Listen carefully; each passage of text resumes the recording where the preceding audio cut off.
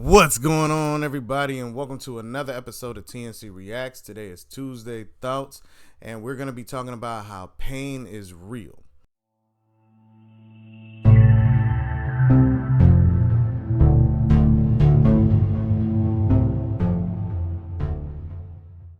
Now, the reason I'm talking about this is very simple, is because a lot of times we try to figure out what people are talking about or why they are the way they are. And some of it is rooted purely in pain. That's it. Because if you ever try to be a lending ear, you can hear people be very repetitive. You can hear people talk about things that you are like, what are you talking about?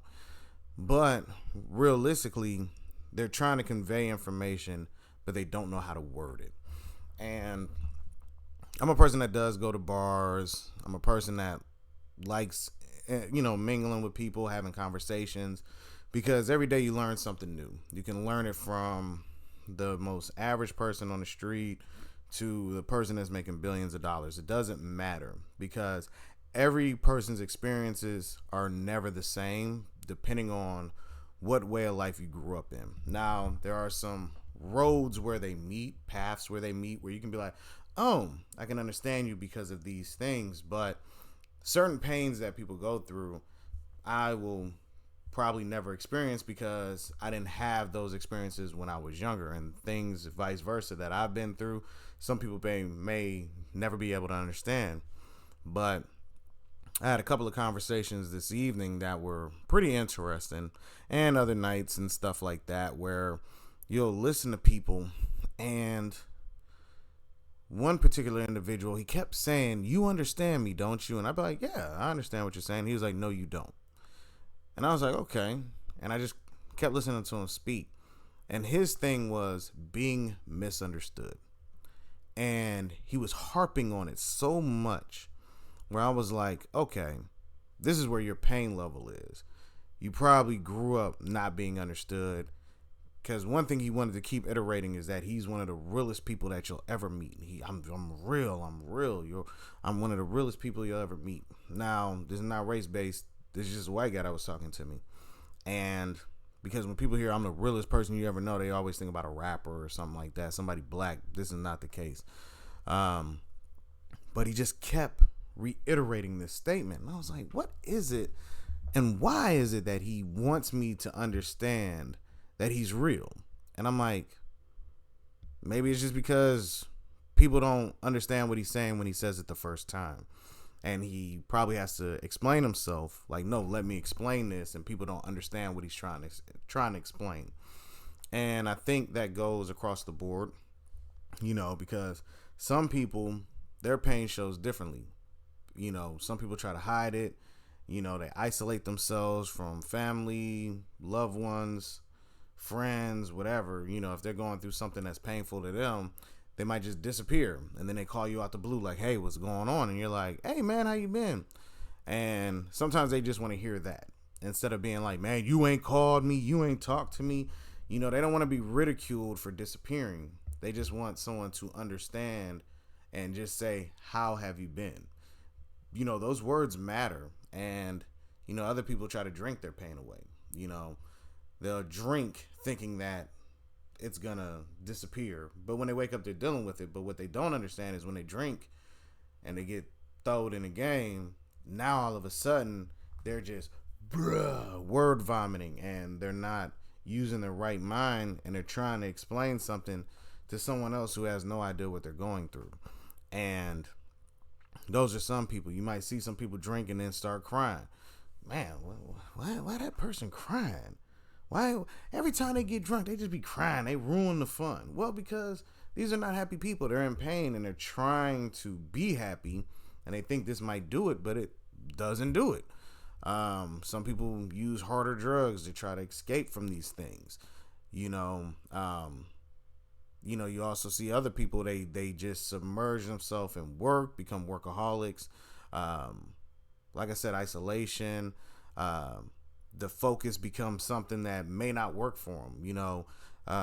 People that they call it red pill rage. You know, they go through a bad breakup and then they submerge themselves in the negativity of the red pill, because when you look at the red pill, it's certain facets. Like, just like any other community, you have sub facets of groups that exist within all of it, and they might lock on to something that may not be good for their improvement, but they think it is because it's saying things that appeal to their pain, and that's why they run with it. Whereas somebody's talking about positivity, hey man, this is how you build yourself up, they may not be ready for that yet. And like I said, I just listen to people at times, and you know, I've seen many of people drink, and the next thing you know, they're crying. And you're like, hey man, and they be like, man, I just appreciate you because you listen. And then you think, you're like, man, these people don't have no one to talk to, or they don't have anybody that's willing to just listen to them talk.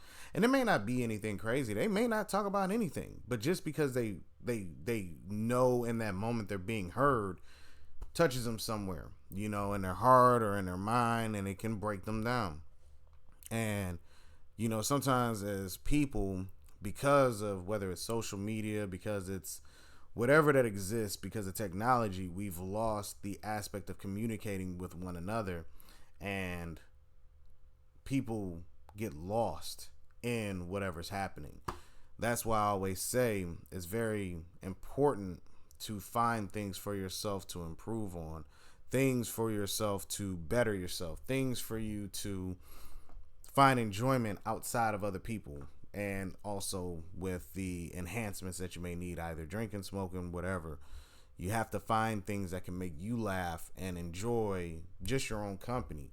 Because if you can't enjoy yourself by yourself, trust me and believe, you're going to become obnoxious and probably detrimental to the people around you, because you'll start displaying or getting angry about things that no one has no idea what you're talking about, because you yourself don't understand. Like this, I kept telling this guy, I'm like, you know, what you're talking about, it sounds like misunderstandings from other people.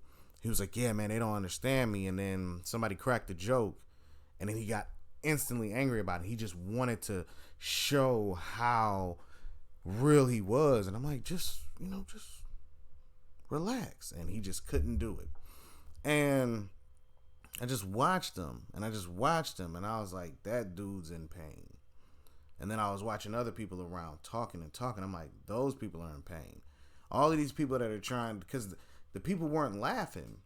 They were so just in that mode. And you got other people that are happy, and you just watch these different emotions that display as you're just sitting there and just taking it all in.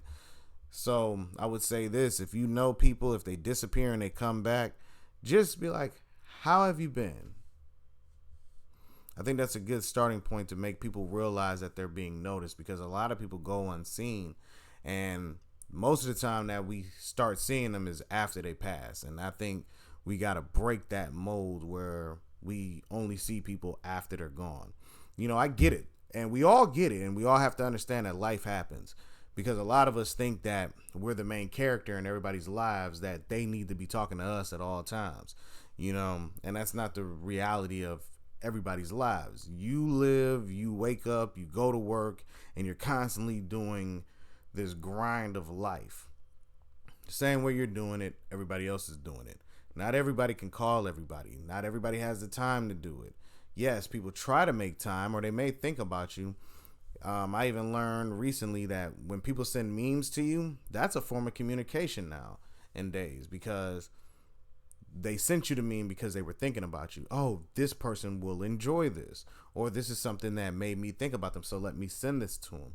That's a form of communication. And a lot of times I think people want people to contact them. Yo, you should have called me. You should have messaged me.